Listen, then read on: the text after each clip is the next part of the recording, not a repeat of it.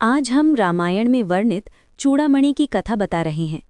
इस कथा में आप जानेंगे कि कहाँ से आई चूड़ामणि, किसने दी सीता जी को चूड़ामणि, क्यों दिया लंका में हनुमान जी को सीता जी ने चूड़ामणि, कैसे हुआ वैष्णो माता का जन्म। पूछ बुझाई खोई श्रम धरी लघु रूप बहोरी, जनक सुता के आगे ठाड़ भयौ कर जोरी। भावार्थ, पूंछ बुझाकर थकावट दूर करके और फिर छोटा सा रूप धारण कर हनुमान जी श्री जानकी जी के सामने हाथ जोड़कर जा खड़े हुए। मातु मोहि दीजे कछु चीन्हा, जैसे रघुनायक मोहि दीन्हा।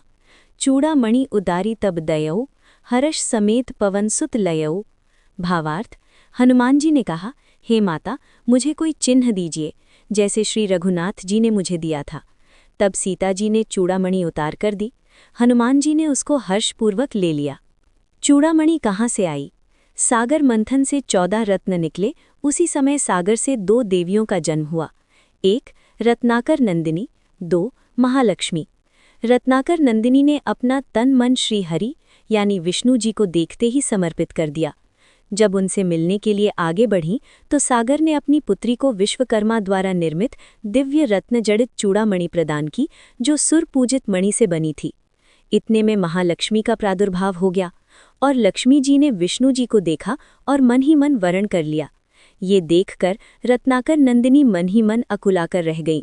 सबके मन की बात जानने वाले श्री हरि रत्नाकर नंदिनी के पास पहुंचे और धीरे से बोले, मैं तुम्हारा भाव जानता हूँ। पृथ्वी को भार निवृत्त करने के लिए जब जब मैं अवतार ग्रहण करूंगा, तब तब तुम मेरी संहारिणी शक्ति के रूप में धरती पे अवतार लोगे। संपूर्ण रूप से तुम्हें कलयुग में श्री कल की रूप में अंगीकार करूंगा। अभी सतयुग है, तुम त्रेता द्वापर में त्रिकूट शिखर पर वैष्णवी नाम से अपने अर्चकों की मनोकामना की पूर्ति करती हुई तपस्या करो। तपस्या के लिए विदा होते हुए रत्नाकर नंदिनी ने अपने केशपाश से चूड़ामणि निकालकर निशानी के तौर पर श्री विष्णु जी को दे दिया। वहीं पर साथ में इंद्रदेव खड़े थे।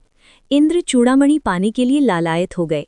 विष्णु जी ने वो चूड़ामणि इंद्रदेव को दे दिया। इंद्रदेव ने उसे इंद्राणी के जूड़े में स्थापित कर दिया।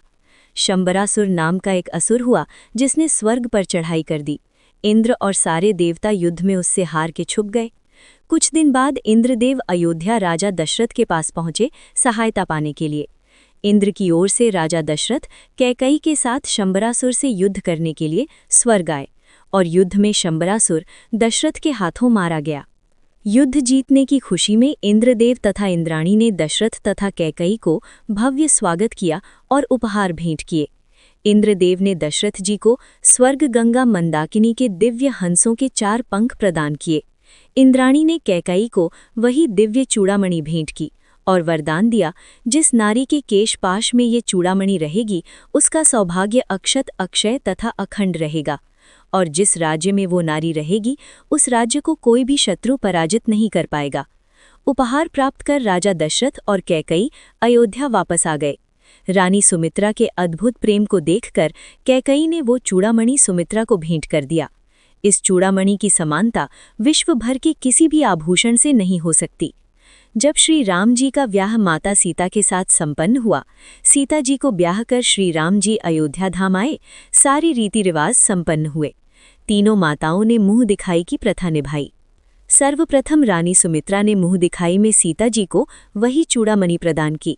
कैकई ने सीता जी को मुंह दिखाई में कनक भवन प्रदान किया। अंत में कौशल्या जी ने सीता जी को मुंह दिखाई में प्रभु श्री राम जी का हाथ सीता जी के हाथ में सौंप दिया। संसार में इससे बड़ी मुंह दिखाई और क्या होगी।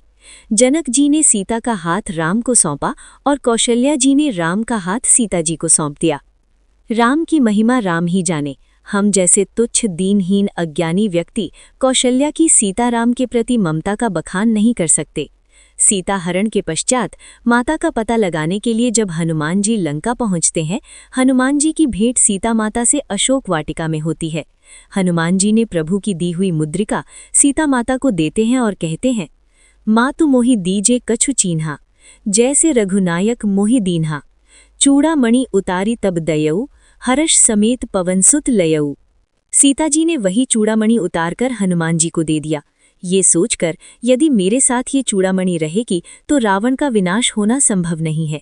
हनुमान जी लंका से वापस आकर वो चूड़ामणि भगवान श्री राम को देकर माताजी के वियोग का हाल बताया। शुभ जानकारी बांटने से पुण्य और लक्ष्मी दोनों बढ़ते हैं। इस पोस्ट को शेयर करें और अपने परिवार का भाग्य बदलें और वीडियो को लाइक करें ताकि ऐसी ही रोचक कहानियां हम आपके लिए लाते रहें।